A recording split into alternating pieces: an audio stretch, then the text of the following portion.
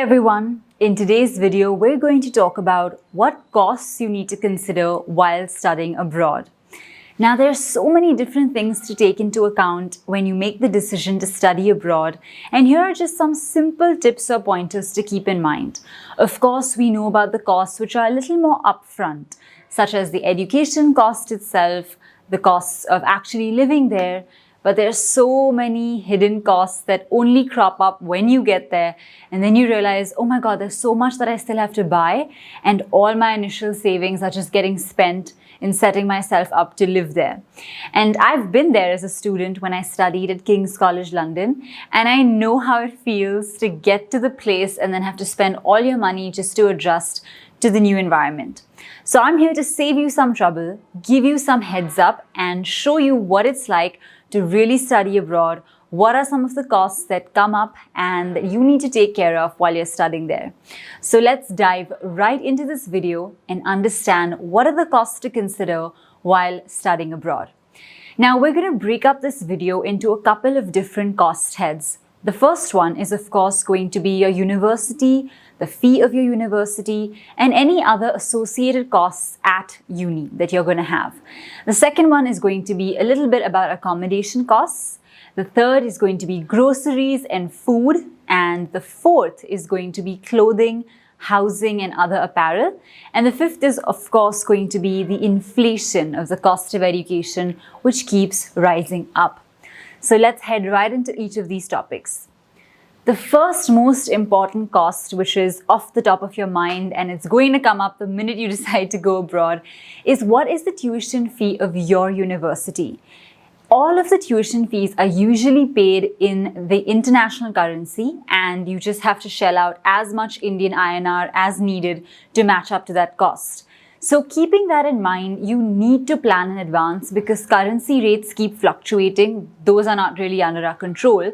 But what we can control is how early we choose to invest and save for our education.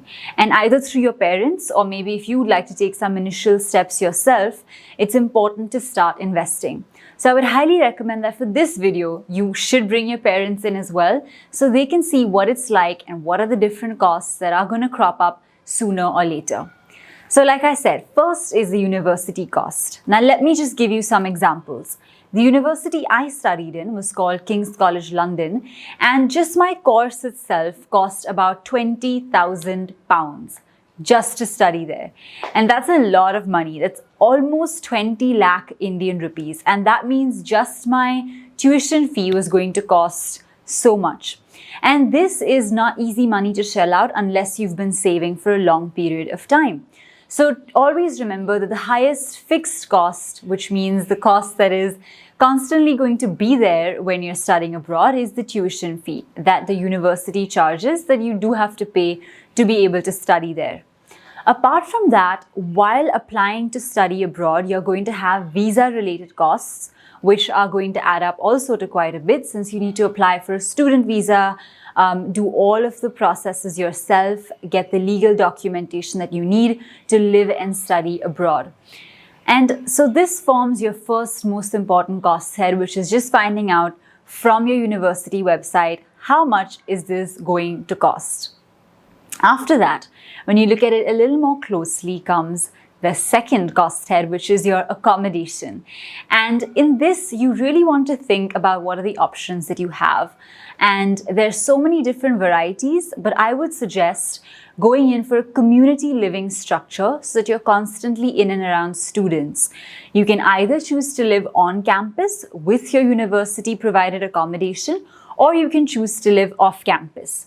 And again, from experience, I definitely want to tell you that it can get a little bit lonely when you're living off campus because it's not as easy to meet people your age if you're living off, unless of course you find an accommodation which is student friendly and meant for students. But otherwise, living on campus is one of the best decisions you can make if it fits your budget. And if you choose to live off campus like I did, I sought a particular community housing that gave me the opportunity to meet a lot of international students and to meet with people my age that were studying, that had big dreams and aspirations, so that I was constantly in the right frame of mind and surrounding myself with incredible people throughout my stay there. So please make sure that whatever accommodation you choose, make sure that you're not going to get lonely in the years that you're living there, and you have enough and more people to form a community with and to create that sense of belonging with. So that is your accommodation cost. Now, of course, you also need to consider whether you can afford or whether you should opt for a single room with a bathroom, single room without a bathroom, a flat shared by many people, or some other kind of accommodation system that fits well. But again, I will say over here that everything is possible and everything is affordable if you plan in advance. It's only when things become a little last minute that we have to keep thinking about how are we going to afford this. But if you try and save in advance, then usually it becomes much easier to be able to afford the kind of accommodation that you are looking for. Now we come to the third cost head. So the third cost head is, of course, your travel expenses. And these would be traveling in and around the city that you live in, sometimes in visiting neighboring cities or neighboring states, and just maybe taking some time off to holiday, having enough money to be able to afford that. Because trust me, when you study in, say, for example, London, where I studied, you do feel like visiting a few places nearby. Like we wanted to go to Oxford one day and just go and spend the day there. And of course, that's going to cost something. So it's really important to account for these things, these wants that will crop up once you get there, and that you will have to be cognizant of so that you can spend nicely and enjoy your time even while you're studying there. Now let's get into understanding a few more cost heads. And I'll tell you something, the next one was the most shocking one for me. So the next is groceries, apparel, and housing. And when I got to London, I thought, okay, great. I have taken care of most of my expenses. I've paid my rent. I know how much it's going to cost every month. I've paid for my tuition fee. This is great. And I have so much money. And then I realized that there's so many costs I hadn't thought of. Like when you get there, you need to buy bed sheets, you need to buy enough linen, you need to make sure you have things like a laundry bag, enough toiletries to take care of, you need to have food or groceries like fruits, milk, cereal, and the works, like even things like washing powder. All of that adds up to your list of just daily essentials that you need to kind of survive while you're studying there. And these were just things that I hadn't really thought through. And so every single week I ended up spending quite a chunk of the money that I would save on just keeping myself afloat and having enough of, groceries or whatever else that I needed. Now, once you go a little further and you continue to study abroad, you will realize there's also a little bit, of course, of inflation, as there is in any system of studying abroad. Your money and the value of the money changes over time. Just the way in India, what we could buy for 10 rupees when we were younger, we can no longer buy the same things for 10 rupees now because inflation and the value of money has changed, and everything, the cost of living, the cost of goods, has gone up. And as a result, the amount of money you need to pay for each of them has gone up as well. So you need to consider that while you're saving up so that you can save smartly and then cover that inflation cost when you're actually going to study abroad. So keep this in mind is one of the most important things that we tend to overlook, especially if you're a student and your parents are watching this. It's so important to account for that inflation cost. So I hope that has been helpful. The last thing I will mention in this series is that sometimes, costs genuinely just come up. They are not anticipated, so you have to have a little bit of a contingency fund. My contingency fund was my parents, and every time I fell short on cash, which I tried to minimize as much as I could, I would definitely let them know that I'm going to just need XYZ amount of money for so many different things that are happening, and you just have to be prepared for that. So my parents had created a contingency fund that if I need more than anticipated, there is some money and we can withdraw from there so that I'm comfortable while I'm studying abroad. And also, you're so far away from home, you're miles away from what's familiar to you. You don't want to go there and be stuck and feel like you don't have enough. So the more you save, the more you invest, the better it will be.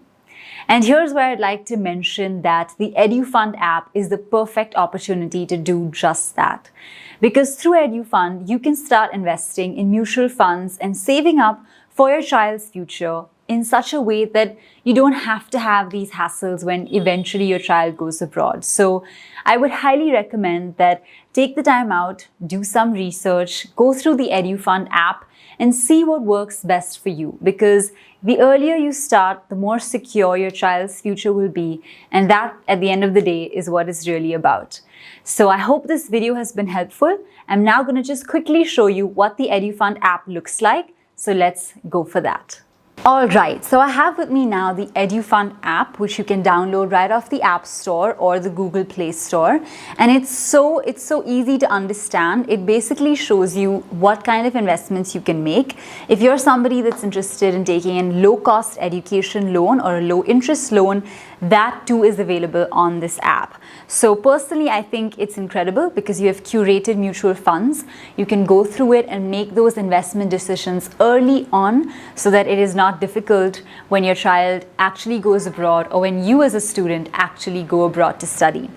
What I also really like about it is that there's a diversification and you can make sure that you're investing even in US markets, which is quite rare from India. So I think that is something you can also capitalize on. And of course, I think the second most favorite part of the app is that you have access to education counselors. So apart from the fact that it helps you to invest correctly, to make better financial decisions, there's also a section where you can see which education counselors you would like to consult. So for me, it's like this one-stop shop to all things related to going abroad. And I personally secretly wish I had this when I had to make the decision to go abroad. It would have made things so much simpler for me. But I think you guys are also lucky that it's on your phone. You just have to download it and then go through it to see what are the opportunities that you can take. One excellent feature that's on this app is calculating the cost of studying abroad. And I would highly recommend that you download this app, go through it, take your time with it, and also use the calculator so that you can accurately calculate what your investment portfolio needs to look like and how you can make the most of the time that you have in pre-planning your child's education abroad. So with that, we've come to an end of today's video. I hope that you found this information useful. Please leave your comments or suggestions with us and we'd be happy to get back to you. Apart from that, have a great day and week ahead and thank you for watching our videos. We'll see you soon.